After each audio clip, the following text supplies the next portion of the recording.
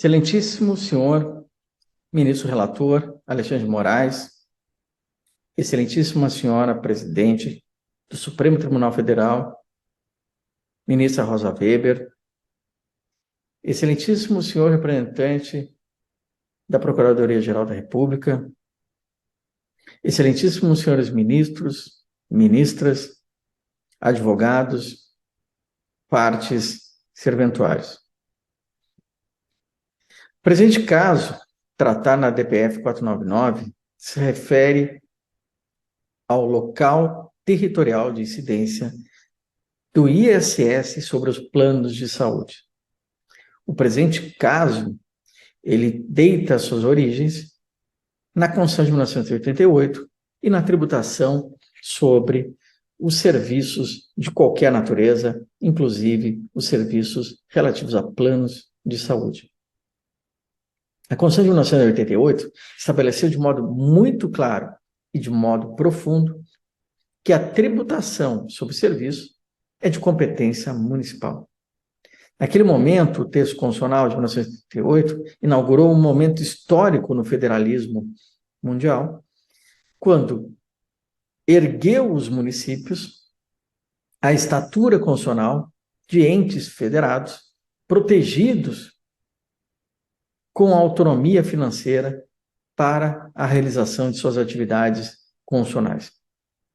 O texto constitucional de 1988, ele faz algo inovador ao colocar no mesmo plano estados e municípios na realização de suas tarefas públicas e está em conformidade com a moderna teoria constitucional de que nós devemos ver a realização das atividades públicas por meio de uma gestão próxima ao cidadão. O que se designou na teoria constitucional, na teoria política, inclusive, e no direito constitucional, como o princípio da subsidiariedade, em que as tarefas devem ser realizadas por quem está mais próximo do problema. A Constituição de 1988, ao eleger essas tarefas constitucionais e trazer os municípios para um nível superior do ponto de vista de proteção constitucional, foi muito sábia ao trazer também recursos para a realização das tarefas. Caso contrário, tal equação não funcionaria de modo algum. Estes recursos são garantidos pela autonomia financeira dos municípios. Os municípios precisam de autonomia financeira e ela é garantida por impostos próprios, arrecadados pelos municípios. A Constituição de 1988, contudo, ela sozinha não concretizaria esses desígnios se não houvesse uma legislação infraconstitucional conforme, coerente e bem estruturada. Em 2003, adota-se por meio da Lei Complementar 116 justamente esses desígnios com a edição de uma lei que harmoniza, atualiza, moderniza a tributação sobre o consumo no país. E traz conceitos claros como sujeição passiva, quem é o tomador de serviço, o prestador de serviço, o local de incidência. Mas um modelo de realização de atividades no Brasil muda e se desenvolve a passos largos. Os negócios que anteriormente eram essencialmente rurais, como no Brasil da década de 60 do Código Tributário, ou industriais, como o Brasil da década de 80, migram rapidamente para um novo tipo de capitalismo de serviços de cunho nacional e internacional. O valor agregado concentra-se agora em grandes prestações de serviços por grandes prestadoras nacionais, nas mais diversas áreas, no processamento de dados, na área financeira e na área de prestação de serviços em geral. Aquele imposto sobre profissões e atividades que ocorria no âmbito da Constituição anterior, de 67 ou 46, dá agora margem a um poderoso imposto que é imposto sobre serviço, capaz de, com a sua capilaridade e a sua potência, permitir justamente a realização daqueles objetivos almejados de financiar políticas públicas municipais nessa era que é a era das cidades. E o Brasil se constrói com as cidades, nas capitais, no interior, e avança para o interior, capilarizando a integração nacional em pequenas cidades por todos esses países, por todos os recantos desse país. Os mais de 5.500 municípios que existem no país demonstram um desenvolvimento, uma potência que é justamente esse desejo de integração nacional expresso no país. A Lei Complementar 116 garante um dos grandes instrumentos da autonomia financeira dos municípios, ao lado do IPTU e do ITBI.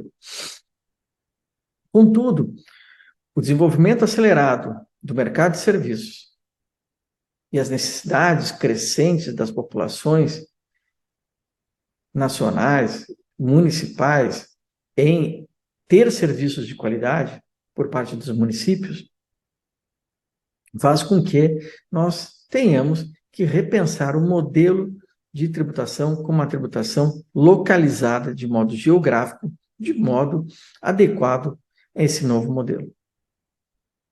Logo, começam a surgir formas de planejamento tributário em que as grandes corporações financeiras e mesmo prestação de serviços acabam se localizando em alguns municípios.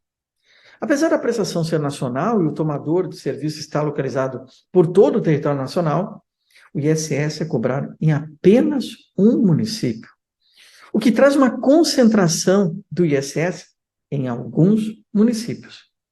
Não há como se dizer que esse modelo é conforme os objetivos da Constituição de 1988, ou com o espírito desejado na redação da Constituição de 1988.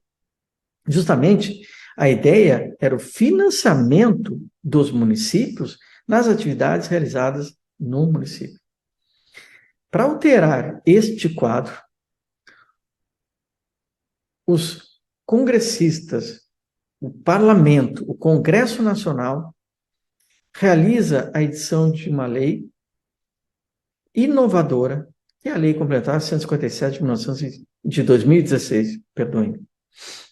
A Lei Complementar 157 de 2016 atualiza o modelo de tributação sobre consumo, inclusive nos planos de saúde, de serviços médicos, e faz com que essa tributação ocorra no local do tomador do serviço. Tal como é a experiência internacional do IVA, que se expande por 174 países, todos os países da OCDE, a qual o Brasil deseja ingresso, todos os principais países envolvidos do mundo, com exceção dos Estados Unidos, tanto na OCDE quanto na lista dos mais desenvolvidos do mundo, todos os países da América Latina, todos os principais países que o Brasil ele possui um comércio exterior importante, todos os países do BRICS, daquele grupo de países emergentes, ao qual se inclui a Índia, a Rússia, a China e a África do Sul, todos os países continentais que possuem IVA, incluindo-se aqui também o Canadá, dentre outros. Portanto, o Brasil alinha-se, desse modo, ao modelo internacional na tributação sobre consumo.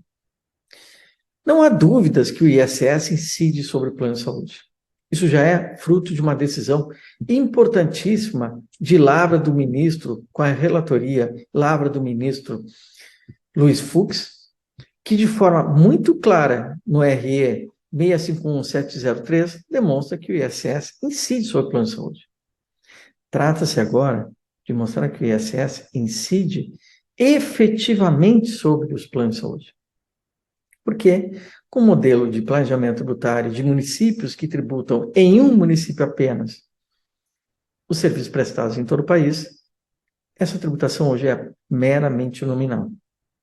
Nós precisamos de uma tributação efetiva sobre os planos de saúde, aonde está o tomador.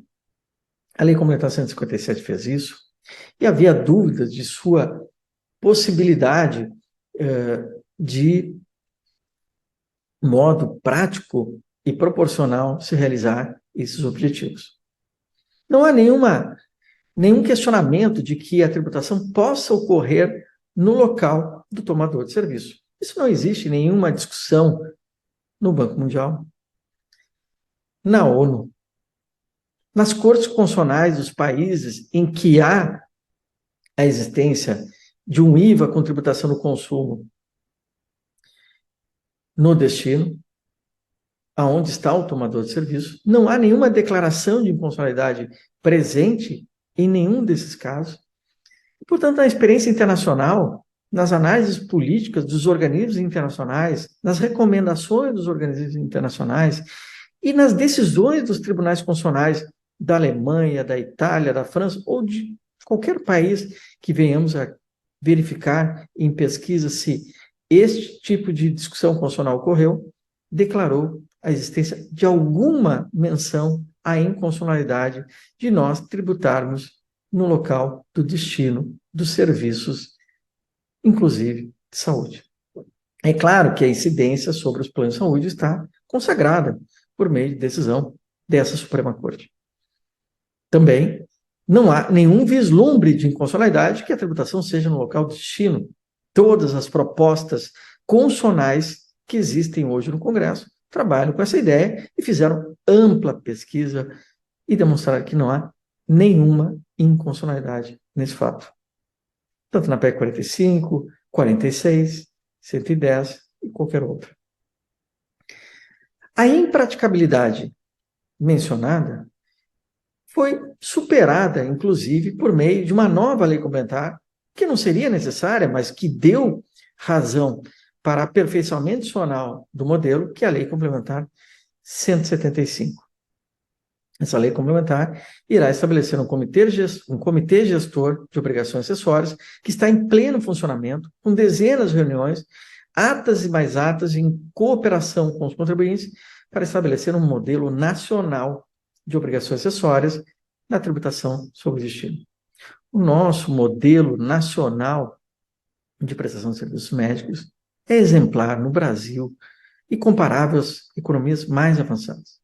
Nosso modelo de informatização e tecnologia no setor é invejável. Seria, inclusive, um demérito afirmar que o setor que tem atuação nacional não conseguiria auxiliar tecnologicamente a realização de uma tal atividade. E as reuniões de SEGOA, que o Comitê Gestor de Obrigações Acessórias, demonstra exatamente isso. Havendo cooperação, que é, inclusive, uma das marcas desse Supremo Tribunal Federal, que tem realizado gestões de conciliação de interesses e conflitos federativos, havendo conciliação, é possível se alcançar esse objetivo.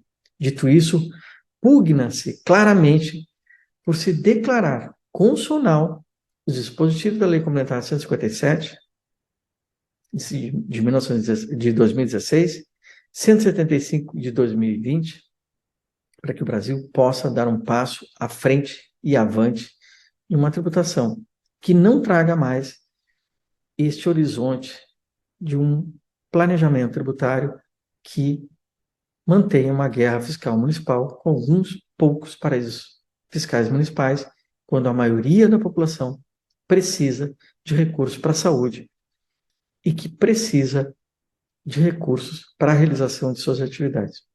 Muito obrigado, Vossa Excelência, Ministro Alexandre de Moraes, Ministra Rosa Weber, demais ministros.